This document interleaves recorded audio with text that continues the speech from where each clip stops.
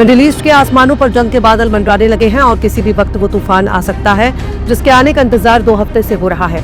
अब तक अमेरिका ने ईरान में हो रहे विरोध प्रदर्शनों को बहाना बनाकर जंग की धमकी दे रहा था, लेकिन अमेरिका को ईरान में हो रहे विरोध प्रदर्शनों से कोई मतलब नहीं है। वो ईरान के न्यूक्लियर प्रोग्राम को रोकना चाहता है। वो नहीं चाहता कि ईरान कभी भी न्यूक्लियर हथियार हासिल करने के लिए एक कदम भी आगे बढ़ा सके, क्योंकि अगर ईरान ने जौहरी हथियार हासिल कर लिए तो फिर अमेरिका और इजराइल अरब देशों की तरह उसे अपना गुलाम नहीं बना पाएंगे। लिहाजा ईरान पर इजराइल और अमेरिका के हमले के आसार साफ साफ नजर आ रहे हैं और ये भी नजर आ रहा है कि न सिर्फ अमेरिका और इजराइल, ईरान के साथ यूरोप भी पीछे पीछे आ चुका है। अब तक अमेरिका अपने फाइटर जेट, एयरक्राफ्ट कैरियर, अपने B-2 बॉम्बर, यहाँ तक कि anti drone system middle east में तैनात कर रहा था, लेकिन अब ब्रिटेन ने भी अमेरिका के नक्शे कदम पर चलते हुए मिडिल ईस्ट में अपने इक्विपमेंट तैनात कर दिए हैं। जाहिर है बात है, बिना अमेरिका के यूरोप की कोई औकात ही नहीं है। इसलिए अमेरिका ने जरा सा ग्रीन लाइन की तरफ इशारा किया तो तमाम के तमाम यूरोप के देश में आने लगे और अब ईरान की बारी आई है तो एक होकर मुकाबला करने के लिए दौड़े चले आ रहे हैं। ट्रंप का कहना है कि खाड़ी इलाके की तरफ उसकी मिलिट्री का बेड़ा आगे बढ़ रहा है और वो ईरान पर नजर बनाए हुए हैं, यानी सीधे सीधे उनका यही कहना है कि ईरान की तरफ एक बड़ी फौज जा रही है। वहीं गौर करने वाली बात यह है कि अमेरिका के जंगी बेड़े ईरान के करीब पहुंच रहे हैं। इसके इशारे मिल रहे हैं। अमेरिका का aircraft carrier USS Abraham Lincoln एक हफ्ते से ईरान की तरफ बढ़ता जा रहा था और ये बहुत बड़ा जंगी बेड़ा है। इसे जंग की आहट नहीं कहा जाएगा बल्कि खुली जंग कहा जाएगा। ये जंगी बेड़ा अकेले ही ईरान को चारों तरफ से घेर सकता है। इसी एयरक्राफ्ट कैरियर पर अमेरिका के फाइटर जेट लैंड भी कर सकते हैं और उड़ान भी भर सकते हैं। इसके स्ट्राइकर ग्रुप में guided missile, cruiser, destroyer ship, submarine और दूसरे जंगी साजो सामान भी शामिल होते हैं। USS अब्राहम लिंकन को समंदर में चलने वाला सबसे बड़ा जंगी बेड़ा माना जाता है, जो पानी, जमीन और आसमान से भी हमला कर सकता है। पर नहीं भूलना चाहिए कि कौन सा मुल्क कितना ताकतवर है, उसका अंदाजा मैदान जंग में होता है। 12 दिन की जंग इजराइल और अमेरिका देख चुके हैं और दोनों ये भी देख चुके हैं कि ईरान की मिसाइलों को उनके एयर डिफेंस सिस्टम पूरी तरह से रोक नहीं सकते। उनकी पैट्रियट, डेविड स्लिंग, आयरन डोम थर्ड को भी ईरान की मिसाइल चकमा दे सकती है। 12 रोज की जंग के दौरान अमेरिका और इजराइल के एयर डिफेंस सिस्टम ईरानी मिसाइलों को मुकम्मल तौर पर नहीं रोक पाए थे, यानी पूरी तरह से दुश्मन की मिसाइलों को न रोक पाने का ठप्पा भी अमेरिका और इजराइल के माथे पर लगा हुआ है। और यही जंग अगर आगे बढ़ती है तो बहस से ज्यादा जान और माल का खतरा हो जाएगा। गौर से देखा जाए तो ईरान के एयर डिफेंस सिस्टम इस हद तक काबिल नहीं है जैसा माना जा रहा था कि ईरान के पास रूस के एयर डिफेंस सिस्टम है, लेकिन 12 दिन तक चलने वाली जंग से ठीक पहले ईरान के भीतर से ही इजरायली एजेंटों ने ईरान के एयर डिफेंस सिस्टम को नुकसान पहुंचा दिया था, जिसके बाद इजराइल ने हमले शुरू कर दिए। ताकत के मामले में देखा जाए तो इजराइल के पास एयरफोर्स मौजूद है और किसी भी मुल्क के पास एयरफोर्स की मौजूदगी होने पर उसे कमजोर नहीं माना जा सकता। लेकिन ये भी नहीं भूलना चाहिए कि ईरान के पास एयरफोर्स के तौर पर ऐसे सिस्टम नहीं है जैसा अमेरिका और इजराइल के पास है, बल्कि ईरान के पास ऐसी एयर सिक्योरिटी यूनिट है जो मिसाइल और ड्रोन से लेस है। यानी एक फाइटर जेट को उड़ाने के लिए एक पायलट की जरूरत होती है।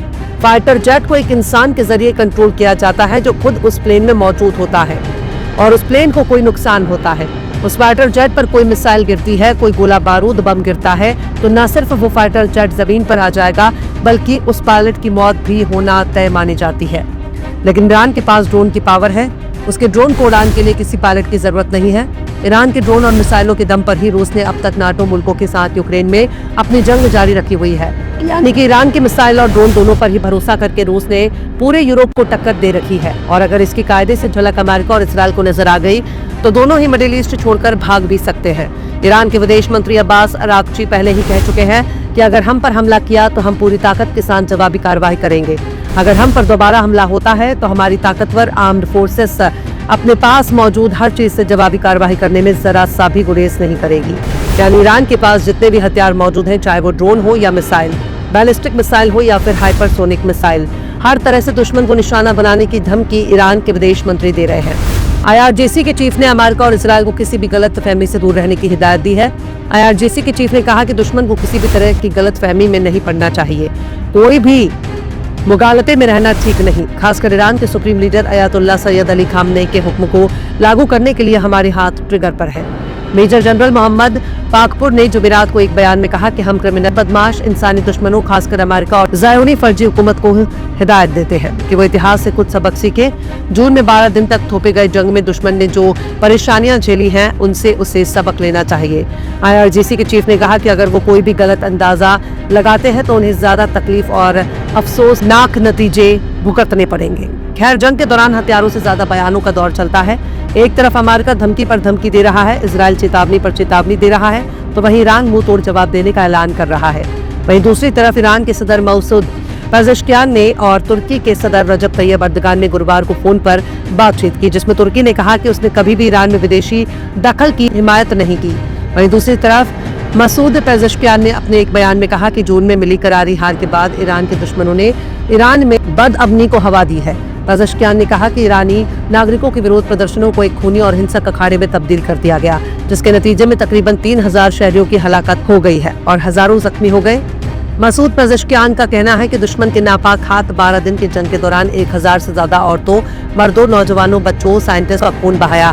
आज एक और पनाहगाह से बाहर निकलने हैं। कई भाड़े के फौजियों ने विरोध प्रदर्शनों को उकसाकर नापाक मंसूबे को अंजाम दिया।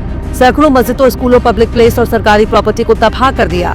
यानी उनका सीधे सीधे यही कहना है कि ईरान ने जिस तरह से 12 दिन के जंग के दौरान इजराइल को दिन में तारे दिखाए हैं और ईरान के जवाबी कार्रवाई में दुश्मन को जितना नुकसान हुआ है, उन्हीं दुश्मनों ने ईरान को लहूलुहान करने के लिए अपने एजेंडों के जरिए ईरान में हो रहे विरोध प्रदर्शनों को हिंसक बना दिया, जिसमें 3000 से ज्यादा ईरानियों की मौत हो गई। खैर, इजराइल पूरी तैयारी कर चुका है। उसको जो भी अब तक खतरा महसूस हो रहा था, अमेरिका के साजो सामान, हथियार, गोला बारूद, एयर डिफेंस सिस्टम और जंगी बेड़ा आने के बाद दूर हो गया, बेफिक्र हो गया है। अब उस पर जवाबी कार्रवाई अगर होती है तो अमेरिका की मदद से रोक लेगा और उसके लिए अब उसे अपनी चिंता करने की जरूरत नहीं, क्योंकि जब पापा मदद के लिए आ ही रहे हैं तो डरने की जरूरत क्या है। खैर, जंग तारीख कायम कर देती है, लेकिन इस तारीख में बेगुनाह लोगों की जिंदगियां तबाह हो जाती हैं। मौत और खून रेजी से ज्यादा जंग का कोई नतीजा नहीं निकलता, चाहे भले ही कोई हार जाए या जीत जाए या दुश्मन का मुकाबला करके फतेहाब हो जाए, लेकिन खून जिसका भी बहेगा वो सिर्फ इंसान ही होगा। जंग ना हो, हम ऐसी दुआ करते हैं।